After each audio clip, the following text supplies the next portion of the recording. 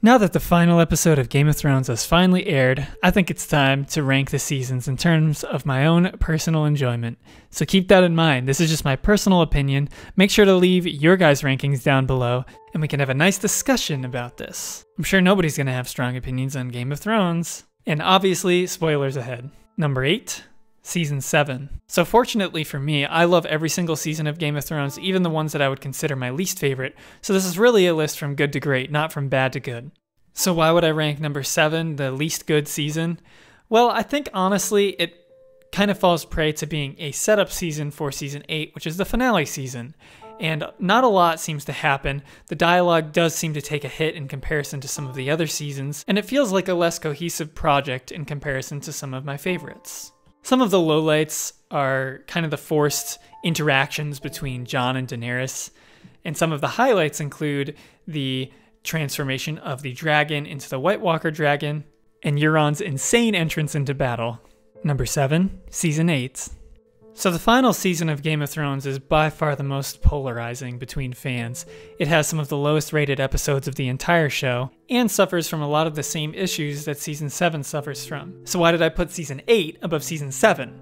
Well, the reason for that is, despite Season 8 having some offensive decisions, at least things happened. In Season 7, it really felt like there were no consequences to actions, and that a lot of the characters were preparing for a greater mission.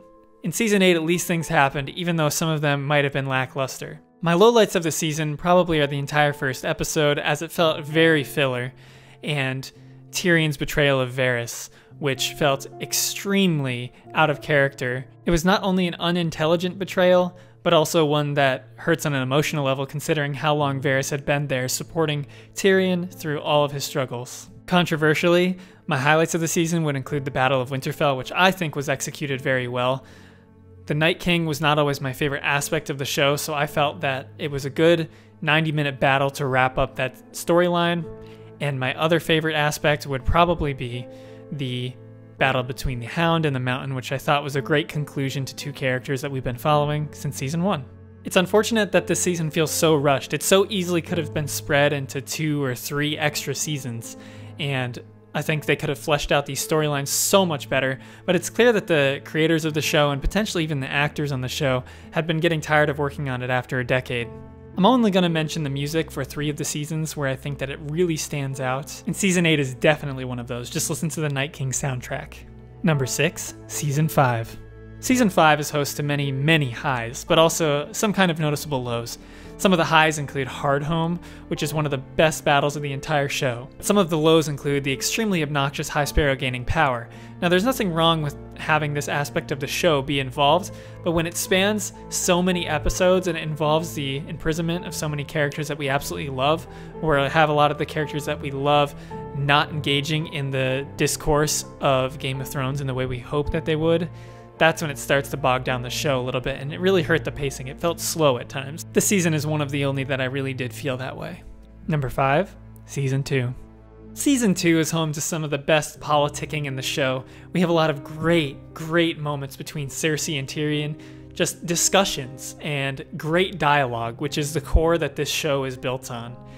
It does suffer in some aspects, such as the combat, which I think some of the battles are a little lackluster. Some of the swordplay is not up to par with where the show would reach, but this season is definitely classic Game of Thrones. Number 4, Season 1. Season 1 and Season 2 share a lot in common. However, I do slightly prefer Season 1 because of how effectively it wraps you into its world. We are introduced to so many new characters, but all of them have such unique personalities and character traits that it's very easy to differentiate all of them. Also, this season kinda has the whole Ned Stark death, and that is probably still to this day one of my favorite moments of the entire show. They were limited by so many budget constraints. It didn't even matter. They shot that scene perfectly and they shocked audiences. It was an earned subversion of expectations that established the stakes of the world of Game of Thrones. Number 3, Season 3.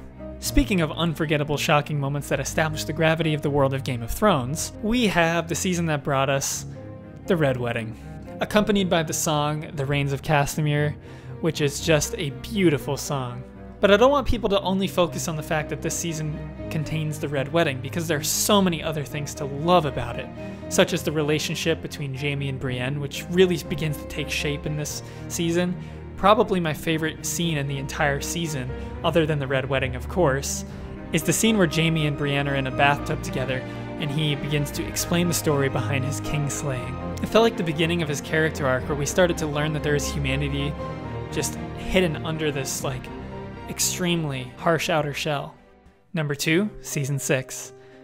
Now I know a lot of people believe that as the show went on, it got worse and worse, the dialogue got worse and worse, and more mainstream, I guess is a good word for it. I do have to disagree though with Season 6, because I think there are a lot of earned, shocking moments that are classic Game of Thrones, and it's kind of like a mixture of the old and the new, but the best of both worlds. You have the fantastic cinematography and budgets that you see in the later seasons, but you also have great character development, just like in the earlier seasons. And this is the third season where I'm going to mention the soundtrack, The Light of the Seven, which is perhaps the best song on the show, which plays prior to Cersei exploding the Sept. And the Battle of the Bastards set a precedent for how good a battle can be in television. I will say some of these episodes are bogged down by the inclusion of the High Sparrow again, where we see a lot of our favorite characters just locked up and locked away. And there are some slower moments, including Tyrion and Varys walking through the city, just seeing what the people are up to. But this season might have the most classic Game of Thrones moments in it, such as Tommen's suicide, the Sept explosion, the Battle of the Bastards, Cersei's Walk of Shame. There are so many to pick from. And we've made it to the number 1 season.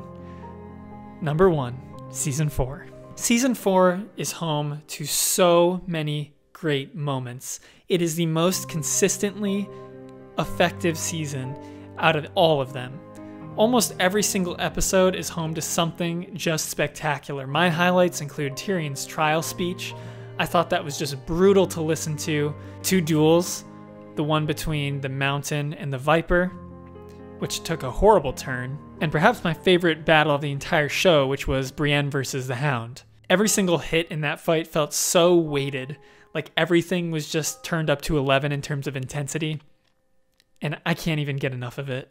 I mentioned how Season 6 was a good mixture of the old and the new, but I think Season 4 does it even better. It has the budgets, but it also has the extremely intelligent dialogue, especially because of characters like Olenna and Tywin being in the forefront. Characters that just command attention every time they're on screen. Well, there you have it, everybody. There's my list of best to worst for Game of Thrones seasons. Make sure you let me know what your lists are down below, and I hope you have a fantastic day.